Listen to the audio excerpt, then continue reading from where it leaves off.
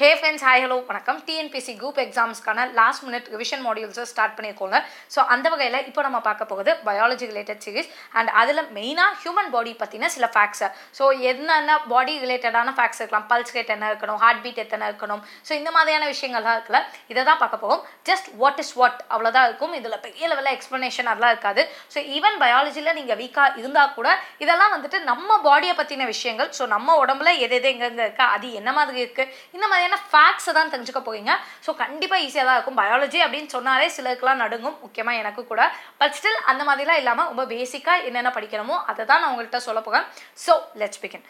First, total number of muscles என்ன அப்படிங்கிறத first பார்த்துக்கலாம். So total number of bones உங்களுக்கு டெஃபினட்டாக தெரியும், 206. நம்ம வேறு அப்பப்போ நம்ம படத்துலலாம் சொல்லியிருப்பாங்களே எலும்பெல்லாம் எண்ணிடுவேன்னு. ஸோ எவ்வளோ எண்ணி பார்த்தாலும் 206 தான் இருக்கும். பட் சைல்டுக்கு அவ்வளோ இருக்காது, சில்ட்ரனுக்கு வந்துட்டு டபுள் த டைமுக்கு கிட்ட கூட இருக்கும். ஸோ அதனால் அது தனி ஃபேக்டாக அதை விட்டுடலாம். ஸோ மெயினாக வந்துட்டு ஹியூமன் பாடி, நார்மல் ஹியூமன் பாடிக்கு 206 போன்ஸ் இருக்கும். ஓகே, ஆனால் மசில்ஸ் நம்ம இது வரைக்கும் படிச்சே இருக்க மாட்டோம்ல. ஸோ மசில்ஸ் வந்துட்டு 639. Okay, so muscles total number of muscles இந்த ஹியூமன் பாடி 639. மேபி 1 or 2 கூட குறைய இருக்கலாம், பட் ரஃப்லி இந்த இதுன்னு பார்த்துக்கோங்க, அவ்வளோதான். அடுத்தது வந்துட்டு லார்ஜஸ்ட் ஆர்கன் இந்த ஹியூமன் பாடி. ஸோ நம்ம பாடியில் எது மிகப்பெரிய ஆர்கன் அப்படின்னு பார்த்தீங்கன்னா ஸ்கின்னு தான். So skin is the largest organ இந்த ஹியூமன் பாடி.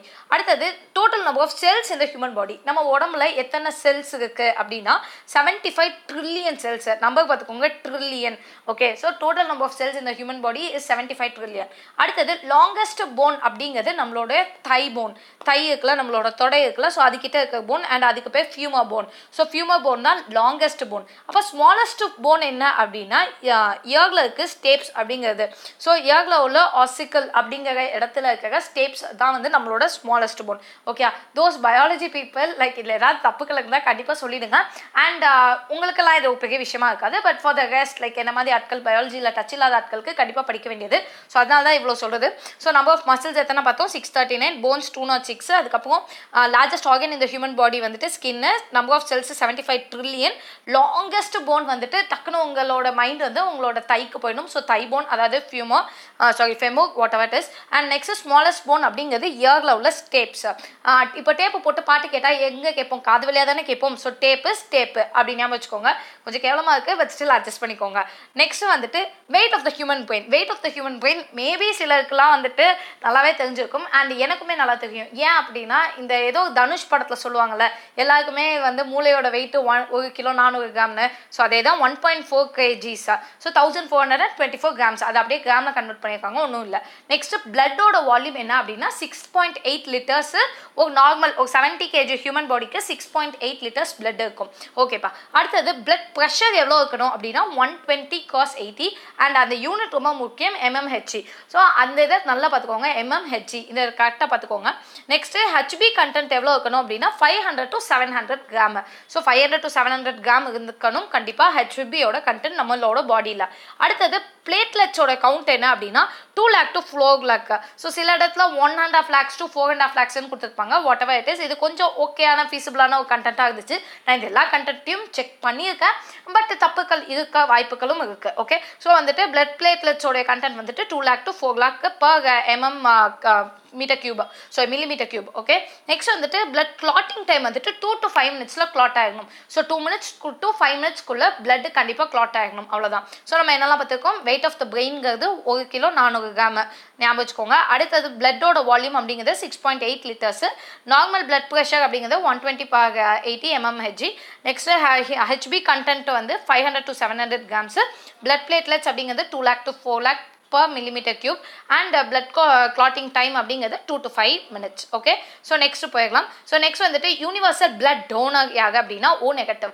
ஆக்சுவலி இது எனக்குமே டவுட்ஸ் இருந்துச்சு, O அப்படின்னு தான் நம்ம ஜென்ரலி பார்ப்போம், பட் O பாசிட்டிவ் அப்படின்னு நினச்சிருப்போம். ஆக்சுவலி அது O நெகட்டிவ். இதை நான் செக் பண்ணிட்டேன், பட் ஸ்டில் இதில் ஏதாவது மாற்றங்கள் இருந்தால் கண்டிப்பாக சொல்லுங்கள். ஸோ யூனிவர்சல் பிளட் டோனர், அதாவது எவனுக்குனாலும் இவங்க ரத்தம் கொடுப்பாங்க. ஸோ இவங்க யார் அப்படின்னா O நெகட்டிவ் பீப்புள். அதே இது யார்கிட்ட இருந்தனாலும் நான் ரத்தம் வாங்குவேன்ப்பா அப்படிங்கிற ஆட்கள் யாருன்னா ஏபி. ஸோ ஏபி எவன்கிட்ட இருந்தனாலும் ரத்தம் வாங்கிக்கலாம், அந்த மாதிரி ஒரு ஆள். அடுத்தது நார்மல் பாடி டெம்பரேச்சர் ரொம்ப இம்பார்ட்டன்ட், 37 டிகிரி செல்சியஸ். 37 தான், அதுக்கு மேலே கீழே எதுவுமே போட்டுறாதீங்க, 37. அண்ட் ஃபாரன்ஹீட்டாக கன்வெர்ட் பண்ணிங்கன்னா கூட 98.4 டிகிரி ஃபாரன்ஹீட், இதெல்லாம் confirmed data. So 98.4 degree Fahrenheit and 37 degree Celsius. Breathing rate இருக்குல்ல, ஸோ அது எத்தனை வாட்டி அப்படின்னா 16 to 20 per minute. So normal breathing rate, எது நீங்கள் ரன்னிங்க்கு மற்ற டைம் அதெல்லாம் விட்டுருங்க, normally 16 to 20 times per minute. அடுத்தது பாடியோட பல்ஸ் ரேட் என்ன அப்படின்னா 72 per minute. பல்ஸ் ரேட்னா தெரியும்ல, ஹார்ட் பீட் எவ்வளோ இருக்குது அப்படின்னா. ஸோ அது வந்துட்டு 72 per minute. ஸோ per minuteனா ஒரு செகண்டுக்கு 1 ப்ளஸ் ஒரு 12 சேர்த்து துடிக்கும், அவ்வளோதான். So 72 per minute. ரிவைஸ் பண்ணிக்கலாமா? ஸோ யூனிவர்சல் பிளட் டோனராக O நெகட்டிவ், அதே மாதிரி யூனிவர்சல் பிளட் ரெசிபியன்ட்டாக AB, normal blood body temperature அப்படிங்கிறது 37 degree Celsius, 98.4 degree Fahrenheit, breathing rate அப்படிங்கிறது 16 to 20 per minute, அதே மாதிரி பல்ஸ் ரேட் அப்படிங்கிறது வந்துட்டு 72 per minute. ஓகேப்பா.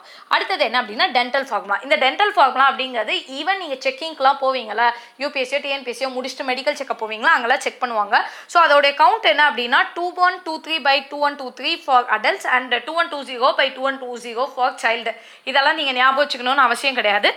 ஜஸ்ட் லைக் சைல்டுக்கும் மென்னுக்கும் வந்துட்டு 3 வித்தியாசம் இருக்குது அப்படின்னு மட்டும் ஞாபகம் வச்சுக்கோங்க. ஓகே, எப்படி ஆப்ஷனில் பார்க்கும் போது ஜஸ்ட் இது ஞாபகம் வந்தாலும் ஓகே, கேட்கல அப்படின்னா ரொம்ப நல்லது.